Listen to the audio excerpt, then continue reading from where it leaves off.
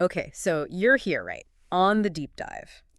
And we all know why we're here. We want to get smarter, faster, right? Who doesn't love those aha moments, especially without feeling like we're drowning in information, yeah? Exactly. I mean, who has time to wade through mountains of stuff these days? Not me. Right. So today we're going to tackle something really interesting, something that I think we all can relate to. It's this idea of what happens when you need to explain something to a genius. Oh, that's a good one. Yeah. Like, how do you even approach that? Exactly. So we've got a fascinating mix of sources for this deep dive.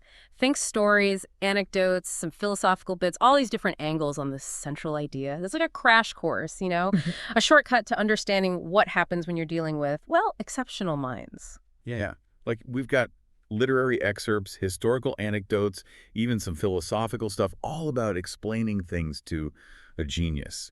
And it's interesting because on the surface, they might seem all over the place, but once you start digging in, you see these surprising connections, like these subtle threads about communication and understanding and even the limits of what we can actually explain. Totally. And that's really what we're going for today. It's not about like defining genius or anything like that. It's more about what happens when you're in that position, trying to communicate something complex to someone with, well, maybe a different way of thinking. What are the challenges, the insights, and even some of the fundamental principles about communication that come up in these situations? I think we'll uncover some interesting stuff, maybe even challenge some assumptions along the way, right? Yeah, absolutely. I think so too. Awesome.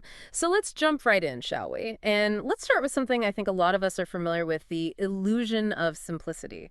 That feeling that something seems so easy, so straightforward that we might overlook some crucial details. And for me, a classic example of this is the story of The Emperor's New Clothes. Oh yeah, The Emperor's New Clothes. Classic tale. A whole court of people, supposedly intelligent, powerful people, all pretending to see these amazing clothes that don't even exist. And it just highlights this thing about even the most brilliant minds, they can be swayed by social pressure. The fear of looking stupid.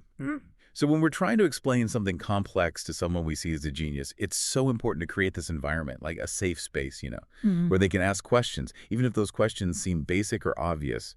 Because silence in this case, it doesn't always mean understanding. Sometimes it means I'm afraid to admit I don't get it, hmm you know? Absolutely. Like everyone's worried about looking foolish, even in front of people they might consider less intelligent. And I think you're right. It makes you wonder, does that perceived intelligence of the listener make the explainer, less likely to check for that fundamental understanding? Hmm. Interesting. But now let's contrast that with another scenario that pops up a lot in our sources, this disconnect between theoretical knowledge and real world experience. Like, the story of the farmer and his city dwelling brother. The brother, smart guy, obviously, but he just completely misinterprets what the farmer's doing out in the fields. Oh, yeah. He's missing that specific context, right? Yeah. He's got all this book smarts, but when it comes to practical, hands-on knowledge, he's lost. And this highlights something really important, especially for our listeners who might be in positions where they have to explain things to, well, people they consider maybe geniuses in their fields. Mm. Never assume shared knowledge, even if it seems obvious. Their brilliance in one area doesn't mean they automatically know everything about everything. Mm. Sometimes you got to lay that groundwork, explain the basics, just to make sure everyone's starting from the same point. Exactly. So we've got these two really important ideas, the psychological barrier of looking foolish and the need for that shared context, both super crucial, especially when you're talking to someone you really respect intellectually. But now let's shift gears a bit. Let's talk about different perspectives and how they can enrich the whole process of understanding. The fable of the mice trying to bell the cat comes to mind here. Ugh, the mice and the cat. Yeah, it's a brilliant idea, right? A perfect preventative measure. Pure genius.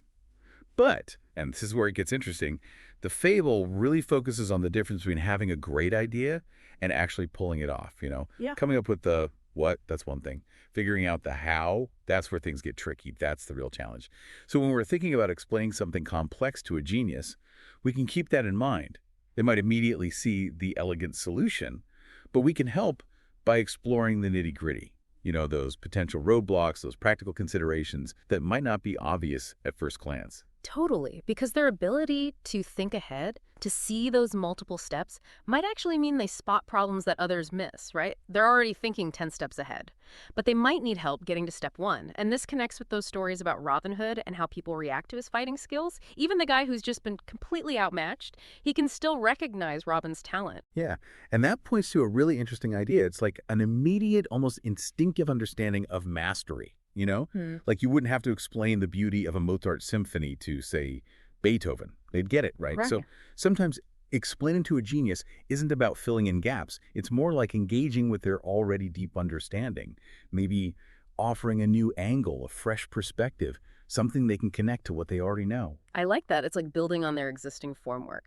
Okay, so we've talked about the fear of appearing foolish, the need for shared context, the value of diverse viewpoints. But now let's get meta for a moment. Let's Yeah. talk about the limitations of language itself. Because at the end of the day, all explanations rely on words, on our ability to communicate effectively. And a really poignant illustration of this is the story of Echo and Narcissus. Poor Echo, she can only repeat what she hears. Talk about frustrating. Oh, yeah. It's the ultimate communication block, right? She can't express her own thoughts, her own feelings. And this highlights something super important, especially when we're trying to convey complex ideas to someone with a really sharp mind. Hmm. Precision in language is key. We might need to go beyond just words, maybe use analogies or thought experiments to bridge those gaps where our vocabulary falls short. Because sometimes words just aren't enough. It's like trying to capture a whole universe of meaning in a single sentence, right? You have to get creative. But even then, sometimes even the most carefully chosen words can fall short. And this reminds me of Helen Keller's early experiences with language. Like she could mimic the finger spelling, but she didn't actually understand the words, right? Exactly. She had the form, but not the meaning. And this is a great reminder for all of us. There's a huge difference between explaining something and having that explanation actually understood. You can lay out all the facts, all the details, but real understanding. Mhm. That requires a connection. It's about that aha moment when the other person truly grasps the concept. And this is important for any communication, but especially when you're dealing with a mind that might process information differently, more quickly, or more deeply than you're used to. Right. It's like you can give them the pieces, but they have to assemble the puzzle themselves, right? Okay, so moving on, let's talk about the role of curiosity and active listening. I mean, these are crucial for any learning experience, but I think they become even more vital when you're trying to explain something to someone with a really inquisitive mind. That story of the boy who keeps asking the fairy questions, even when his mom's like, enough already, it perfectly captures that thirst for knowledge, that drive to understand. Yeah. It's like some people, they just have this insatiable curiosity. They want to know the why behind the what and the why behind the why. And when you're explaining something to a genius, chances are you're dealing with someone like that. They're not just passively absorbing information. They're actively engaging, asking those probing questions, making connections you might never have thought of. So be ready for that. Be prepared to have your own understanding challenged, stretched, because that's where the real magic happens. It's like a dance, isn't it? Back and forth, question and answer, digging deeper and deeper. And it's the exact opposite of what we see with, like, the conceited darning needle and the piece of glass. Those two. All about appearances, totally self-absorbed, no real interest in understanding each other. Oh, yeah. They're trapped in their own little bubbles. Mm-hmm. And that's a great reminder for all of us. When we're trying to explain something to someone we see as a genius, let's check our assumptions at the door, right? Yeah. Just because they're brilliant in one area doesn't mean they know everything. Active listening, understanding their perspective, where they're coming from, that's crucial. So it's not just about delivering information, it's about a genuine exchange of ideas, right? And that leads us to another key point. Explaining to a genius, it's not just about the facts, it's about exploring the why. And it's about thinking through those broader implications, like those ripple effects that might not be immediately obvious. The tale of King Midas is a perfect example of this. Yeah. Midas and his golden touch, such a classic story. Mm. And a genius, they'd grasp the basic idea instantly, right? But the real power of the story, the lesson for all of us, it's in those unintended consequences, that whole be careful what you wish for thing. So when we're explaining something to someone who's really sharp, let's remember to go beyond the surface. Let's explore those second-order effects, the potential downsides, the ethical considerations. Yeah. Because they might be able to see those consequences more clearly than others. It's about helping them connect the dots, see the big picture, right? And it's also about remembering that sometimes the most profound explanations go beyond pure logic, like the story of Androcles and the lion. Simple act of kindness leads to this amazing, unexpected outcome. Yeah. And what's fascinating here is that human behavior, it's not always rational, right? Emotions, instincts, they play a huge role. So when we're trying to explain why people do the things they do, especially to someone who might be very logic-driven, we might need to highlight those less tangible aspects. It's not always about finding the perfect equation. Sometimes it's about understanding the messy, complicated reality of human nature. Right. Sometimes the answer isn't a formula, it's a feeling and intuition.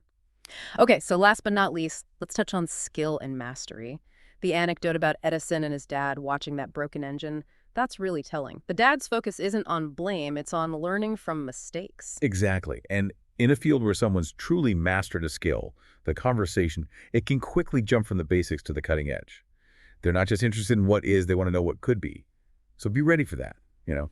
Be prepared to engage at a really high level, to talk about the limits of current knowledge, the possibilities for innovation. It's like they're already standing on the shoulders of giants, and they're looking for the next step up, right? And this connects with the dedication of that shoemaker and Gessler brothers, sticking to quality even when the world's pushing for cheap and fast. Yeah. Explaining the value of that kind of commitment, that can be tricky. It's about appealing to something deeper than just profit, you know. It's about craftsmanship, about integrity, about a philosophy of excellence.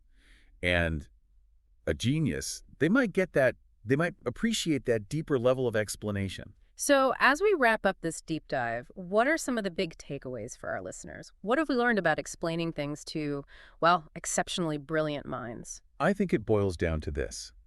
It's not about dumbing things down. It's about clarity, context, respecting their perspective, and really digging into the why. It's about understanding that even the most brilliant minds are still human. They still have their own biases, their own ways of seeing the world. And it's about recognizing that even in the face of genius, a well-crafted explanation, a thoughtful approach to communication can make all the difference. Absolutely. So here's a final thought for everyone listening. Think about a time when you tried to explain something you really understood to someone who thought about things in a totally different way. What worked, what didn't. What did that experience teach you about bridging that gap of understanding, about connecting with another mind, regardless of their intellectual capacity? It's something to think about, right? It is. And hopefully this deep dive has given you some new tools, some fresh perspectives to make those connections even stronger. Thanks for joining us. Thanks, everyone.